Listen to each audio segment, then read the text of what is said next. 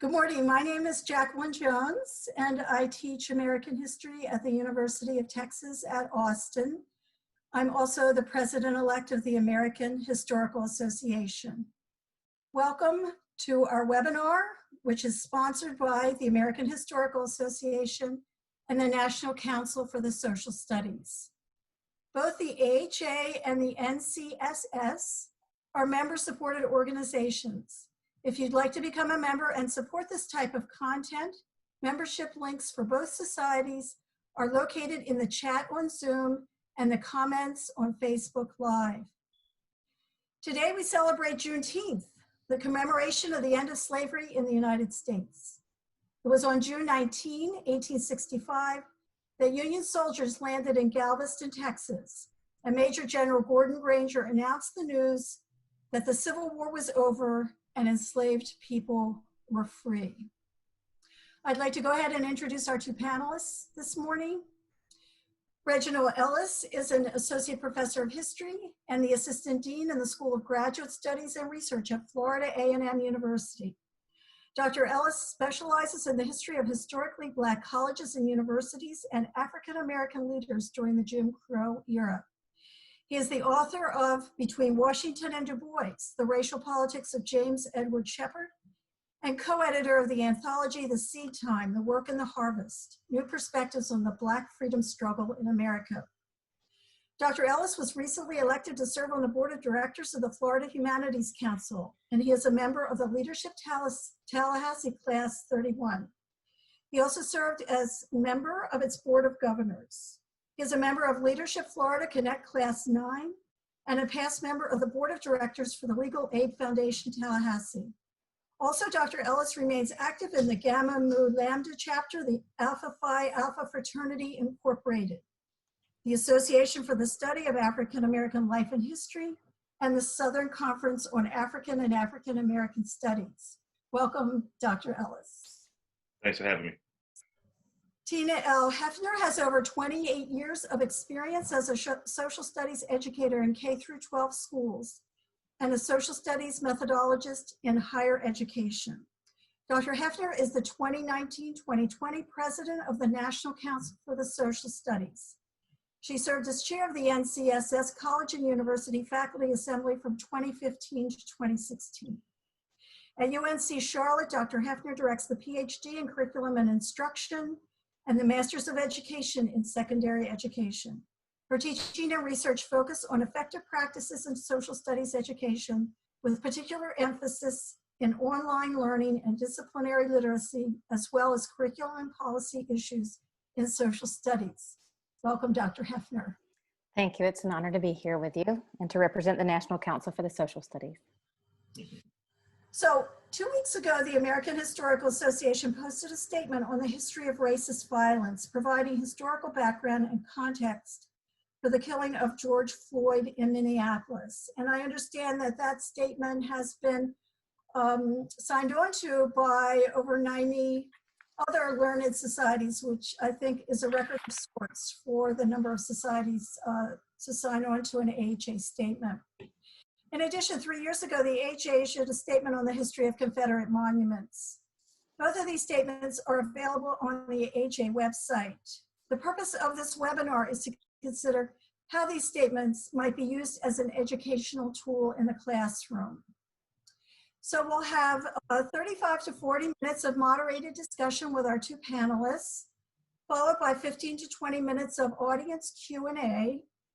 As you listen, feel free to post questions in the Q&A section on Zoom or in comments on Facebook Live. An AHA staff member will read audience questions out loud for the panelists to answer. A copy of this webinar will be published on the AHA Zoom channel in the next week or two. So I'd like to ask both of you here as we begin, what are the challenges of teaching about what is happening right now? How do you reach students in the classroom on these current issues? And in what way, in particular, is this AHA statement on the history of racist violence helpful to you? Dr. Ellis, do you want to begin? Yes. So I think one of the challenges of teaching this current issue is we're currently in a pandemic first. And so we have to find very unique ways of reaching our students. Obviously, I'm at a college and a university, and so many of the students or many of the individuals who are on the ground protesting right now, in a lot of cases, are my students throughout the state, throughout the region, the Southeast region. And so one of the things that my colleagues and I did a few weeks ago is we had a Netflix watch party and looked at 13 by Ava DuVernay. And so we wanted to get them to understand it, like our executive director, Jim Grossman, always says, that everything has a history. And so we have to start by first having these type of conversations with our students so they can understand that the incident that just currently happened with George Floyd was not something that happened in isolation, that there is a long history of race violence in America. And so I think as historians, it is our job to slowly peel back those several different layers of this onion of race violence in America. So it's one step at a time, one day at a time, and looking at using the tools that we have available to do that. So of course you have the Netflix watch party, you have Zoom, you have other platforms, and I think you use your expertise the best to of your ability to reach out to your students. And in many cases, our students are crying for this type of content in this era. Dr. Hefner? I wholeheartedly agree with that last statement, that this is what students want. This is what students need. There are many students, particularly students of color in K-12 classrooms, who often feel that the narrative that's taught, particularly in history classes, are absent of their voices, that don't tell their story. And as a result, they're really seeking the opportunity to grapple with the world around them. And we in social studies, education in particular, push to the forefront hard issues of really coming to terms with our past, which means being willing to talk about the uncomfortableness or uncertainty of white privilege that we deal with on a daily basis. But that's very difficult in the public school classroom. So when we're talking about some of the challenges that are faced, it's teachers. Teachers feeling that they are empowered, they are backed by their school districts, they have the resources and they have the support to be able to grapple with these hard issues, to talk about race, to talk about racism in the classroom. And also to present not only just discussions around race and racism, but to also discuss the empowerment of Blacks in America, and not just presenting a negative or perception of African Americans through history. So that coming to terms with the curriculum, being willing to open the curriculum up to information and content that hasn't been present in the past, I think is really a hard challenge for many social studies educators. Well, just following up on that point, Tina, the HA statement says structural injustices are immune to the platitudes of anguish and concern that routinely follow instances of police violence. In other words, a lot of universities, corporations, governmental entities, associations have put out statements of concern, but how do we get students to understand the history, the actual context here, the fact that this is not an aberration, the killing of George Floyd was not an aberration, but one in a long series of injustices, and that these injustices are very much embedded in our culture today. And the fact that it's embedded in our culture is the part that we aren't aware of.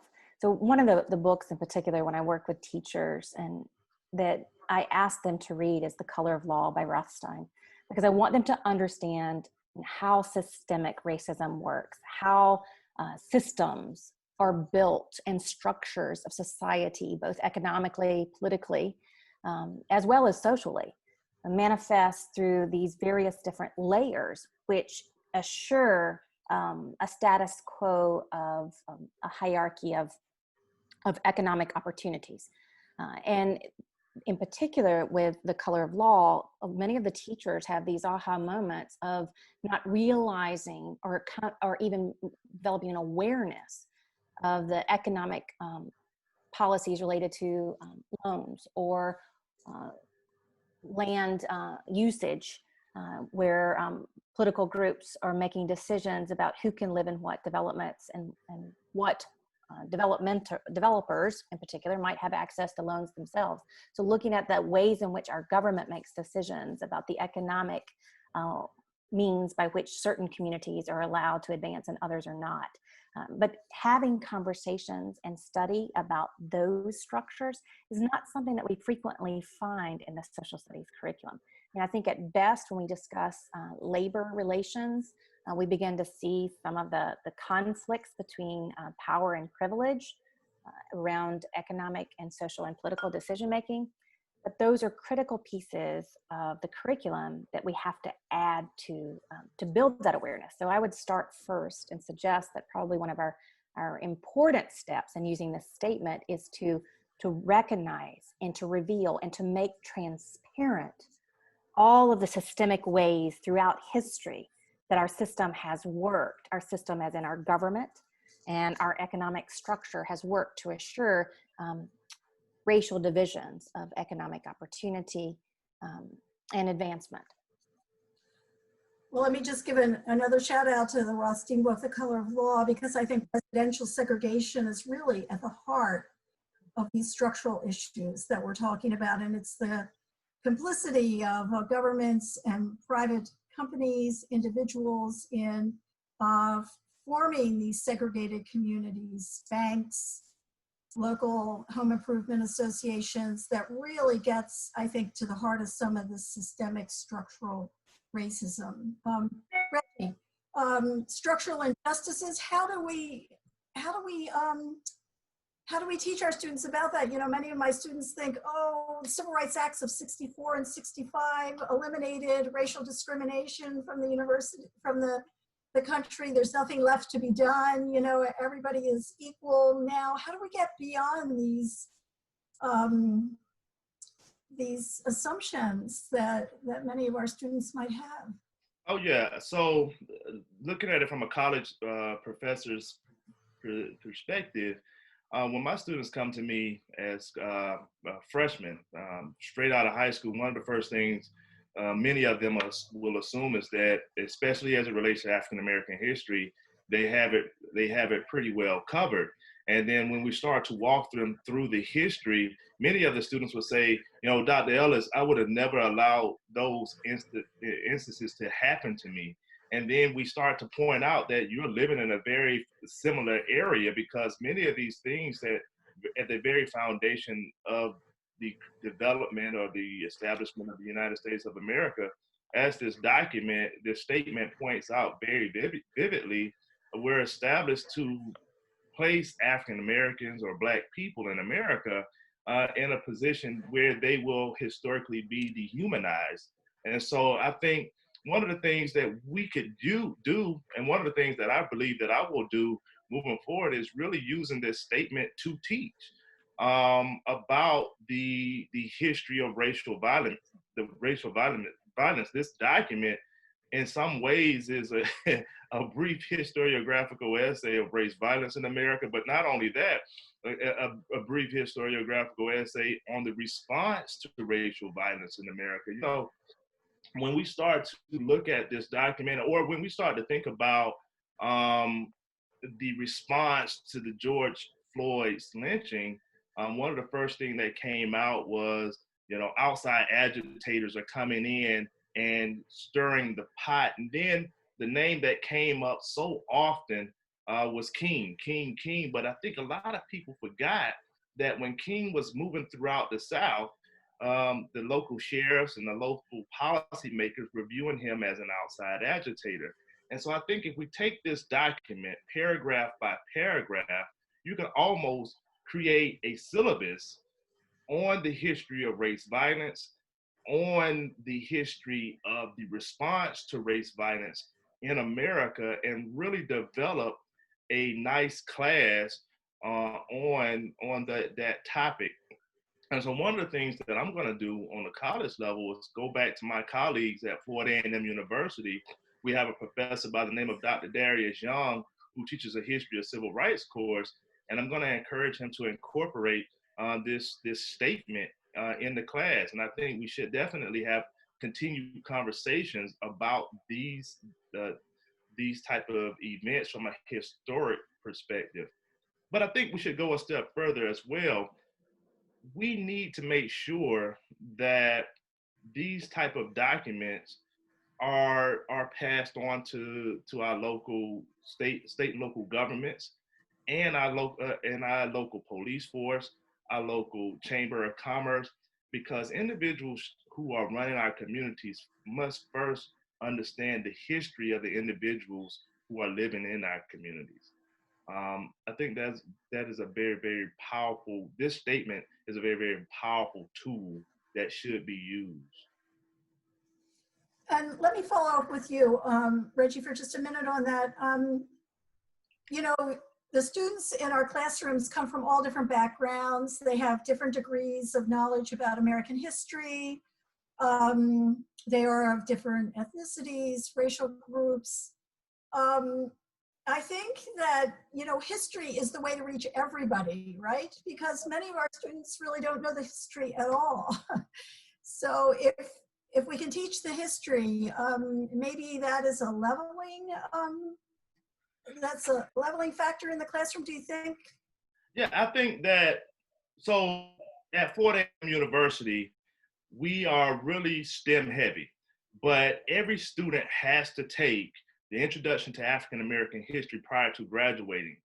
And you would be surprised at how many students, one, we have about 95% plus African American population, but you would be surprised the number of students who enter thinking that they could to master this course, but once they start to walk through the process of taking the class, they realize that the injustices that are happening in the community or in the African American community today was something that wasn't developed today. It's really something, there's Vincent Harding's book, There's a River, where has been a constant struggle that Black people have had trying to overcome these obstacles that we find ourselves in today. And so what ends up happening, we end up graduating individuals who may go on to be pharmacists, go on to medical programs that have a different historical understanding of the African American experience. And these individuals go on to be really great advocates for the injustices, or to hope to level the playing field from a social economic background, because they have a deeper understanding of history. And to your point, I think that where we're seeing the colleges and universities are starting to consider whether or not history should be a major, I think we really need to pause and think about the importance of understanding history and why history is important today. So when you look at the pandemic, imagine if people were saying we don't need any public health officials right now, right? We would be in trouble. Right now is the time that we need more historians to understand what is really going on in the United States of America. A, B, what is going on historically in the world? We are definitely, King made a statement, and I'll throw my one King line out. King made a statement that at an event he had, he said that there are those who make history, there are those who write history, and there are those who experience history. He went on to say, I don't know how many historians are in the room tonight, but I do know that we are making and experiencing history. We are living in a time right now where we are making and experiencing history, but we have historians that can inform us how this was created hundreds of years ago, right? And so what we need to make sure that our voice as historians will be heard 100 years from now. You know, let me to you. Yes, go ahead. I would love to make a few comments, because I work in higher ed too, but I also work in public schools because I work very closely with public school teachers and K-12 classrooms. And we, when we think about the curriculum in K-12, would argue that our job is even more imperative as social studies educators than that of higher education, because for us, the last chance that some students have to learn history is in the social studies classroom. And it often is in that American or US history class that occurs somewhere around 11th or 12th grade. And so we really recognize how critical and important our job is. But we also have to really question what we teach and what we do. And by that point, we have, as educators, been complicit in a system that has supported de jure and de facto segregation. Educational system itself has great inequalities, segregation of opportunities, segregation of curricular access, and has been complicit in society's continuation of perceptions of the dominant culture. And the social studies in curriculum have been in the last decade or 2 decades at a critical juncture of really recognizing the need to teach critical history. So it's not just teaching history, but it's teaching history that represents not only the dominant cultural views, which is the traditional narrative that most students encounter, but it's also teaching the narrative of Black, Indigenous, and people of color in America, and understanding that their histories are distinctly different from white history, and that these often are in conflict. But it's also really critical that we begin to introduce a lot of the understandings of the systemic structures that we have in place, and in understanding that our role as social studies educators become really important, because the narratives we teach, we often expose students to white exceptionalism. And the presentations of minorities, of Black, Indigenous, and people of color, are often presented through the narrative of victimhood or that of oppression, without telling the stories of perseverance, of resistance, of power, with the exception of the civil rights movement. But that's only a single point. I mean, there were lots of resistors throughout our history, even from the origins of our country, beginning with Crispus Attucks. I mean, teaching those narratives in a more positive light to understand the empowerment of people of color. I think that that's a real critical piece that we have to think about in our responsibility of teaching history. It's not just teaching history, it's teaching history that accurately represents the issues that we are dealing with in our current society. Yeah, and I would like to Yeah, add. go ahead. I would like to add to that point very quickly, because the last point was very important. Is not just the victimhood, but to show that, because I saw a sign from one of the protesters that kind of, from a historical perspective, made me pause to consider, as a historian, we're not doing a good enough job. The point that I want to make is that Black people in America have always fought for their freedom. And so when you start to think about just the historical works to add into the conversation, Stephen Hahn's Nation Under Our Feet, where he calls the Civil War the greatest slave revolt in American history, because these Black people were not waiting for freedom, they were indeed fighting for their freedom. And so I think that, to your point, we really have to, it's not just teaching history, it's how we teach history and who we teach it to. Yeah, and a book that I would recommend in particular that works well with public school students, particularly high school students, is an Latinx and African American history by Paul Ortiz. And it tells the whole American narrative of exactly what you're describing, of the empowerment and of the minority communities, empowerment of people of color who have been resistant throughout history, beginning with telling stories when we teach about Latin American history, teaching about the Haitian Revolution. I mean, it was, and also the roles of African American communities in raising funds to support Latinx communities in their fights in revolutions in Latin America. And there's a sense of empowerment of both Black and Brown communities, of working together to fight injustice, to fight oppression, that often, as I said before, is not present. So bringing in books such as Paul Ortiz's book, I think it's a great resource to expose high school students to a different narrative than what they're used to seeing in their public school textbooks. I think at times we have an uphill battle because many students feel, what does history have to do with us today? Why learn about Reconstruction? Why learn about these issues? One of my daughters, when she was in high school, said, it's past, Mom, it's over. It's done. History, it's done. Let's look to the future. And, I think that, making that case that history is critical to understanding what's going on, to becoming an informed citizen, to appreciating the grand sweep of American history, those are sometimes tough cases to make for students, whether they're in high school or college. Well, I think it gets at the purpose of what we teach. Do we teach to transverse the narrative of a survey course, of just giving an overview of the surface level, or do we teach for purpose? Do we really teach to build a critical mindset, to begin to question, to challenge? In social studies, we promote the teaching of inquiry, of really understanding our contemporary experience.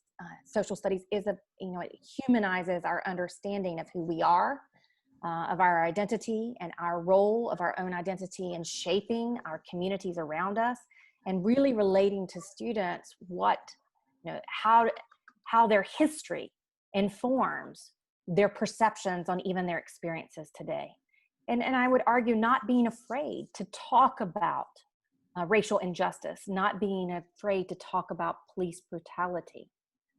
As you mentioned before, of the lynching of George Floyd, of the deaths of Breonna Taylor, Aubrey Arbery, and many others who have been victims of racial violence, but understanding what the data tell us. And that's an area that we really have to, I think, build upon, is not just tell a narrative, but tell that narrative, as historians do, with rich evidence and data that can show why there are statistically significant differences in who is singled out or targeted by police actions, and who are more likely.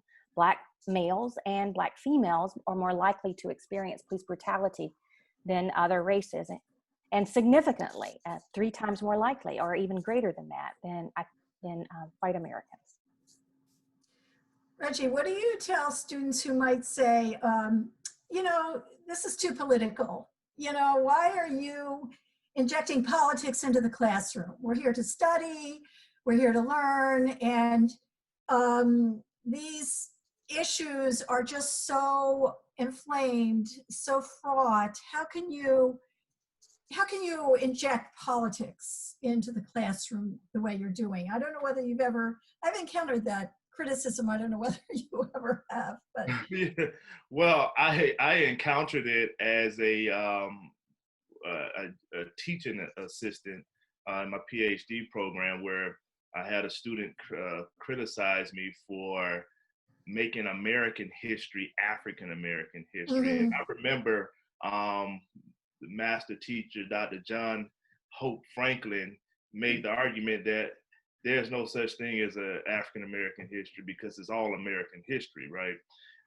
So what I would tell those students is, if you think me teaching history is political, think about your classmate who I'm teaching in a particular subject that may feel that this is not political, this is really emotional for me. So why is this individual's emotion something that you view political? I think that one of the things that I've been thinking here recently is I have a very diverse group of individuals in my network: white, Black, Hispanic, from different social economic backgrounds.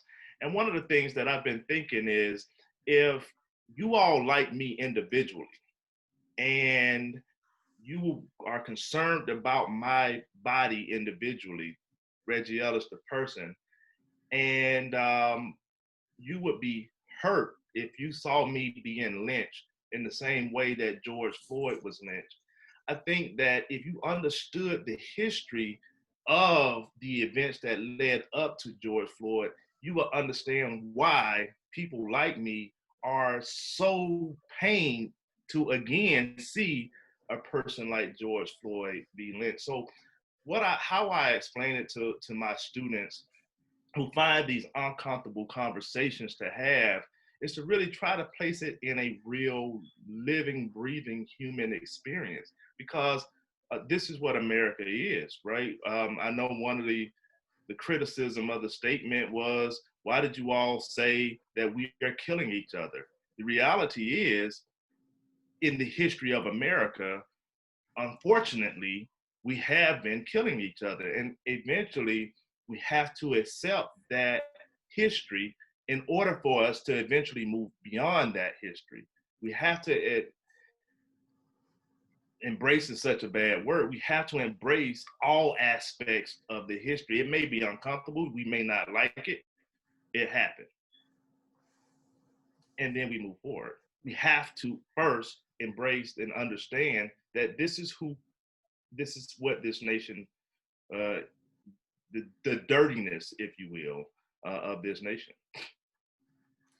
You know, I just wanted to ask you, can social studies teachers count on receiving concerned emails or phone calls from parents as well as students saying, you know, this is all too political, we shouldn't be using the classroom to promote a political agenda, even if the history is straightforward? I mean, the history speaks for itself, right? You don't have to embellish it, you just have to tell the truth. But some people are going to interpret that as a political agenda somehow. So I was actually just talking with some colleagues and a good friend, actually a great middle school social studies teacher, I just found out was fired for teaching about racism. And it was the manner or the text in particular that he had selected that the parents were opposed to.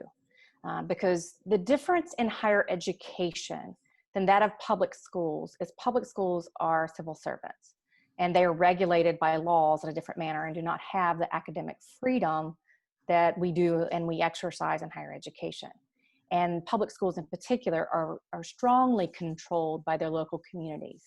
School boards are very involved. Parents are very involved in what is taught in the classroom. And in many cases, some communities resist the curriculum that's being taught in social studies classrooms because it goes against what they believe history should be, or it goes against their personal values of what they believe. And I think we can clearly say in our political realm, we see evidence of white supremacist thoughts that are representative of a large proportion of American people. So public school teachers are in jeopardy of having their jobs at stake for teaching history. And you're right, it should not be a political act, but education by nature is a political act. Paulo Freire writes about that even in Latin America. Education is educating the masses, and educating the masses becomes then a political act because it disrupts through knowledge the status quo. So it is a challenge that teachers face. But if teachers will teach history from a very factual perspective, teach history that's accurate, then and not necessarily emotionally charged, but teach it more from the perspective of understanding what actually happened. And there's a lot of work that many individuals, James Lowen and has done some work in this area of talking about how do we approach and teach about slavery in particular from a white person's perspective. Meaning a white person has to be willing to be able to have these hard conversations. Teaching Tolerance has some great resources of how you go about doing this. So teachers, if they are equipped with the right resources, and then they can tackle these hard issues. But I do know that they face environments that are not supportive or do not want to hear a history that's truthful, that debunks what people have believed to be the progressive or American exceptionalism myth that they so fondly like to hold on to. Thank you. I think we have some questions from our audience, and if we could hear what those are. Jeremy, are you going to read some questions? Sure. So our first question is from Deanna Richardson, and the question is, what suggestions do you have for talking about racist violence in the classroom without inducing trauma for the Black students especially? Well, the first thing, I don't know if we can to teach it without inducing trauma. But I think we have to go in and explain in the same manner I think that the statement does, that there is a long history of it, right? That what led to the legalization in some ways of the racial violence that are occurring. And so you could look at the fugitive slave laws. You could look at um, um, just how the laws have been written to make it okay for individuals of color to not only be lynched by law enforcement officers, but also by vigilantes, individuals who are lynching individuals in public spectacles and still getting away with it. I'm not sure, from my perspective and from my seat, how you teach it and then there not be some type of reaction to it. But I think it's our job as historians, as Dr. Hefner is saying, we have to teach it from a factual perspective, and in some ways, be prepared to deal with the emotion that comes with it. And I would add that I don't think you can teach it without trauma, but being sensitive as an educator and recognizing and also empowering the willingness of all to hear the voices, particularly of those who are most affected, particularly Black students in your classroom. Another approach that we recommend in social studies is the history of policing. Look back at the roots and the origin of policing itself. And the statement itself, I think, does a good job of calling this out too, of what are the origins. And you look back at many of, the early policing for slave owners and the complicit nature of communities, white communities, even those without slaves, in supporting and serving the interest of slaveholders. So we have to recognize that what were the purposes of policing to begin with, how was policing used, and then how has that process been used over time to protect whose interest, whose rights. I mean, understanding and asking those critical questions, I think, are part of that conversation too, that have to be addressed in the K-12 classroom. Another question? Oh. Yes, a question from Emily Landau. She asks, how do you have any advice on how to balance the history of oppression with the history of resistance? Students have a hard time understanding the totalizing effects of slavery as an institution when it is only taught as a site of resistance and overcoming, but it is crucial to include the history of resistance, both daily forms and more explicit forms. My question is how to properly balance these narratives to create a new narrative.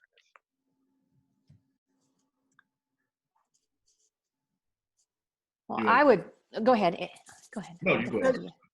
Well, I would suggest that what we have seen, and this comes out of some of the scholarship in social studies, has been that it's frequently only presented, as I already articulated, from a single point of view, and that's of oppression, of victimization. Rarely do we see the inclusion of resistance. So the balance needs to be offset more so in favor of teaching about resistance, because we rarely, and historically I should say, have rarely seen in K-12 classrooms, in social studies in particular, the narrative that really promotes that type of empowerment of Black power and Black resistance and resistance of Latinx communities. And it's an area that is underserved. So I would say it creates some of an imbalance until the balance could be corrected in the future. But right now, there's so much we haven't taught that it's absolutely imperative that we do. Yeah, and I agree. I think that, again, I'll use this book again, Vincent Harding's There's a River, that talks about from the first African that was captured through freedom, that Africans and African Americans were consistently fighting against this system of oppression, this system of slavery. But also you still have to highlight what the system did to these individuals while they were consistently fighting for their freedom. So indeed, there has to be a balance, and there are many secondary works that are doing a good job. Now, of course, we hear the word agency in history all the time. And so there are ways to find agency in what enslaved individuals went through, but also what individuals during the civil rights movement, the modern civil rights movement, the agency of these individuals. So while many individuals in that era were being beaten and sprayed by water hose, what did these individuals do to overcome those injustices? And what we even see today in the midst of these very violent acts that are being captured by a cell phone, how are these individuals being resilient to get laws passed? And so I think that that's a good point, that there needs to be a balance in how we teach it and then the resources or the sources that we use to teach it.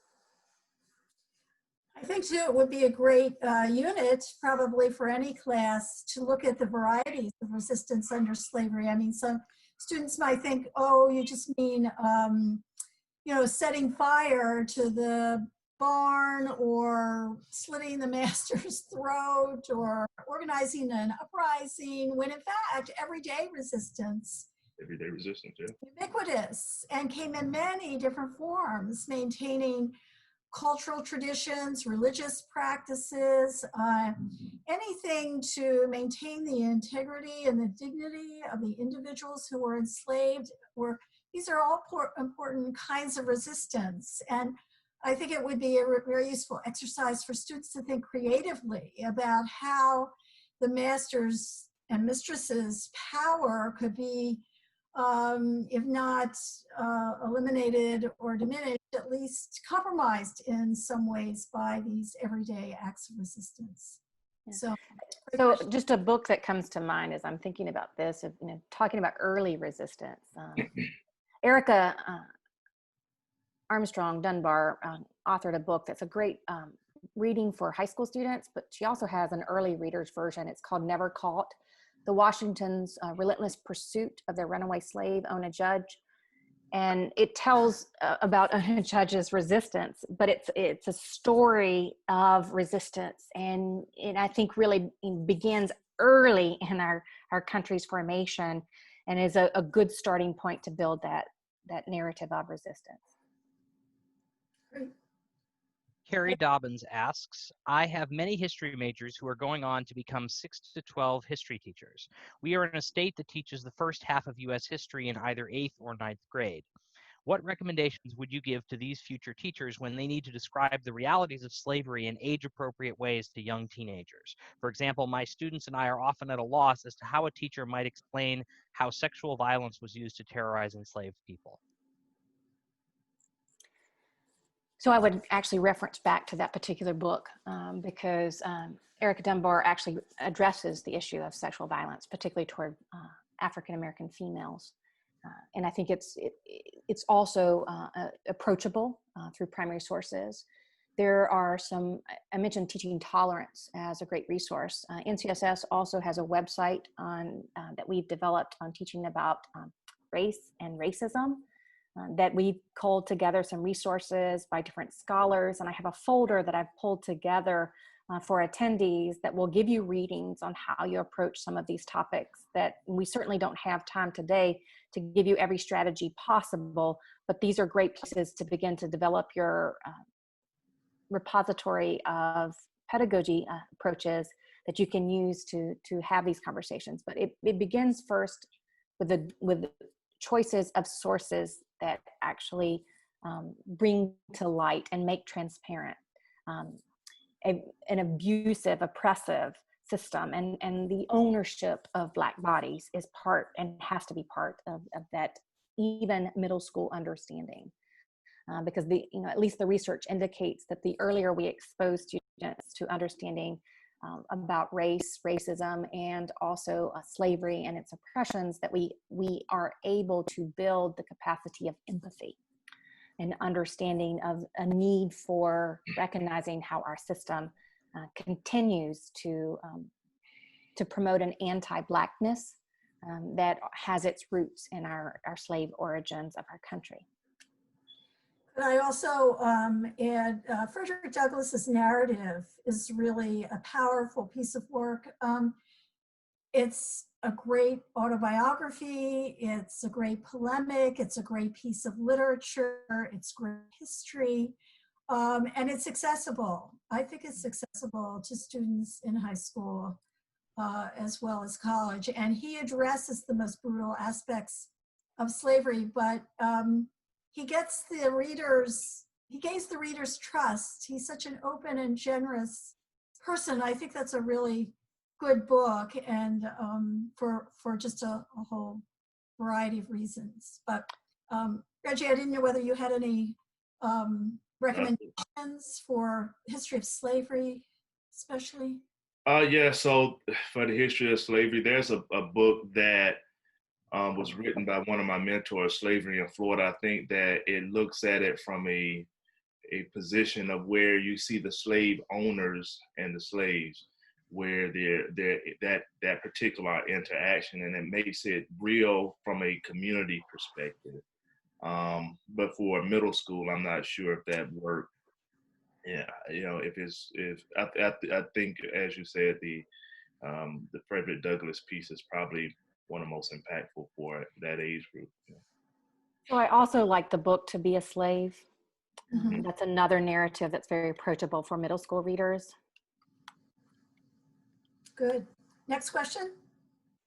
A related question. This is from Kika Kaparisos. I apologize if I mispronounced that. On Facebook, asking any tips for a sixth grade ancient civilizations teacher to incorporate more of this type of education in the curriculum on a global scale, considering their age and level of understanding and attempting to tie modern times to ancient times, especially.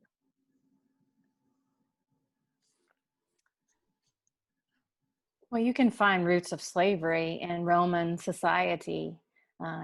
And there are some, even early writings of Aristotle, and of course you would have to be selective in the portion that you share, but just to note that, even the philosophy of an understanding of Aristotle writes about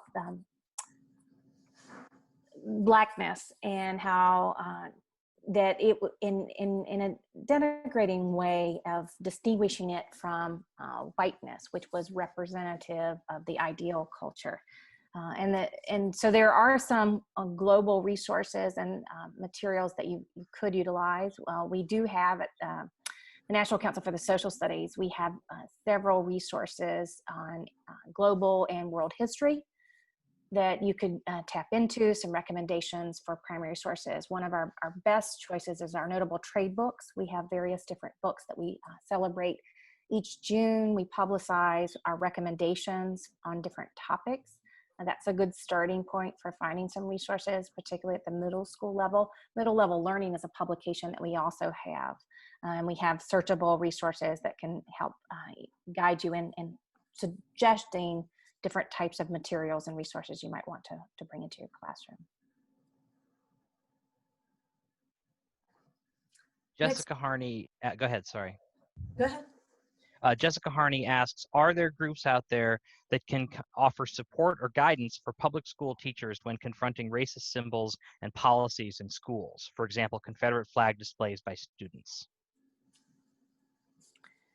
Yes, so we have in our publications in social education for the National Council of Social Studies, we actually grapple with this topic of how do you confront the racism that's in our memorialization of history. How do you teach about Confederate statues? How do you teach about the removal of Confederate statues? There's actually a book chapter in a book that I'm editing that's due out to be released this summer, The Divide Within, that actually addresses Wade as the author, and he really helps suggest strategies, and I can certainly add that as a resource for your readings, of how do you teach about the removal of statues and the necessity for it. And so we at NCSS, I think we have great resources to start, and it's a group. We have networks. We have hashtag #SSChat is a group that also has consistent meetings each week that you can join in with other social studies educators. We also have Facebook groups for secondary educators, middle school educators, and elementary school educators. CREST is a great elementary school group to join that they disseminate and share resources as a support to help each other in teaching these hard issues. Before I turn to you, Reggie, just let me put in a plug for the AHA statement on Confederate monuments, which is a history of those monuments, and it confronts the argument that bringing down certain monuments means erasing history. It does no such thing. Obviously, these monuments were built at a particular time for a particular purpose. There was no democratic process that went into the installation of these monuments, and knowing the history of them, I think, can help students better understand why each generation has to confront its past and decide what is worth memorializing and who should do that. But Reggie, go ahead. Yeah, I think that in some communities, there may be organizations, for example, here in Tallahassee, Florida, there's a group called the Village Square where the community gets together and have these frank conversations. And so about race in their community and in America. And so there may be opportunities for K-12 teachers and higher ed teachers to go in those environments where you have the community at large that will come in and have those conversations, and where you can exchange ideas and really be able to take it back to the classroom for the students. So I think look for those opportunities in your local communities as well. Mm-hmm. And I would add local museums, like in Charlotte, where I work, the Levine Museum frequently hosts community conversations around race. And they also do a fabulous job of elevating awareness of different groups that live in our communities. So tap into those resources. Those local museums are often great places to have access to additional materials as educators that you might not have thought about. I want to make one last plug. So LeGarrette King, who's an author that you'll see in the materials that I'm sharing with you, he's also cited on our website at NCSS for our resources that we've compiled. He has a Teaching Black History conference on an annual basis. He actually just kicked it off this week. So it's something that if you're looking for professional learning opportunities, I would highly recommend that as a resource for you. And just to follow up on the importance of seeing these monuments in particular as historical artifacts, at the University of Texas a few years ago, the Confederate statues came down, the Confederate heroes, and Jefferson Davis now is displayed in the Briscoe Center for American History as an artifact of its time, why it was put up, who supported it, why, and that's an important learning experience as well, to not to discard these monuments altogether, but to use them again and teach history in the process. Ben Henderson asks, Dr. Ellis briefly mentioned the Haitian Revolution being taught in schools earlier. I work for the Haitian American Museum of Chicago, and I'm trying to figure out ways to outreach to schools. Do you have any advice on how to do that? Well, I think the first thing that you want to do in that scenario is possibly reach out to your local board, school board of education, and provide some type of a curriculum outline of how you can incorporate this in that school curriculum. So let me give you an example of what happens here in Tallahassee, Florida.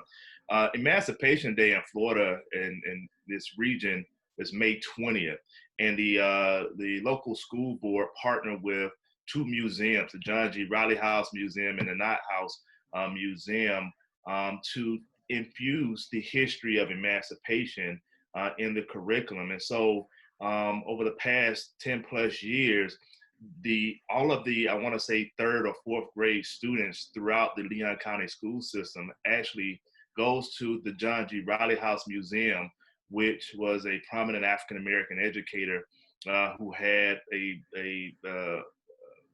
mansion for that time.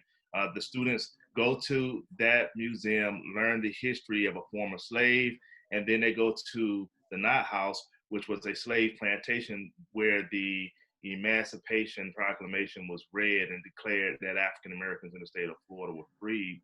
And so they do that over a week period of time leading up to the May 20th date. And I think that if you want to incorporate those type of learning experiences in the curriculum, you start out with the local board of education and then filter it down different schools that you would like to incorporate it in. So at NCSS, we also have an annual conference, and we're very excited this year that our annual conference is actually going to be its first ever virtual conference, which is also symbolic of our 100 years. We're having our official birthday party next year.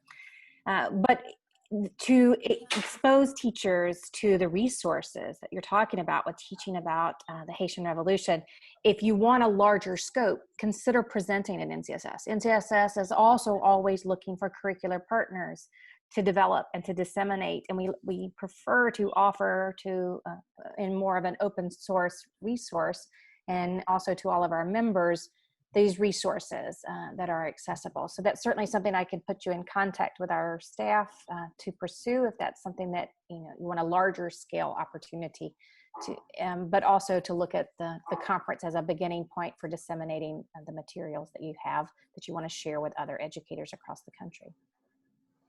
And I will say the American Historical Association too, at its annual meeting, sponsors a wide variety of panels geared toward K through 12 teachers, new ways to teach history, new perspectives on history. So that's another venue for getting these materials out to a wide range of public and private school teachers. Maureen Lowry asks, how should teachers prepare for the resistance or pushback from white parents?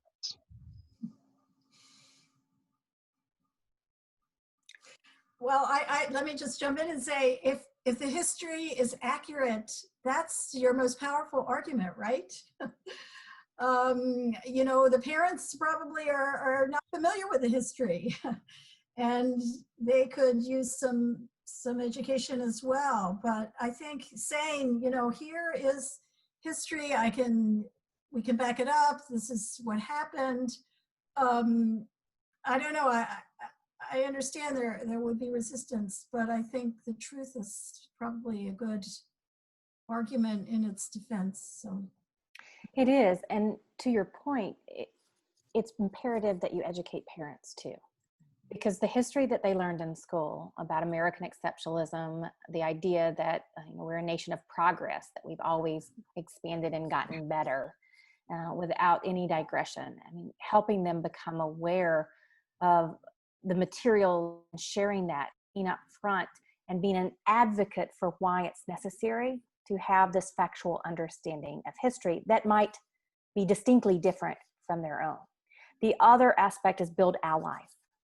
Build allies in your community, build allies among parents, build allies among administrators, build allies among the school board. Help them also see the importance. And teachers can be strong advocates. The concept of agency also applies to teachers who know their students and know the necessity to teach this, but they also have to be advocates for teaching of it.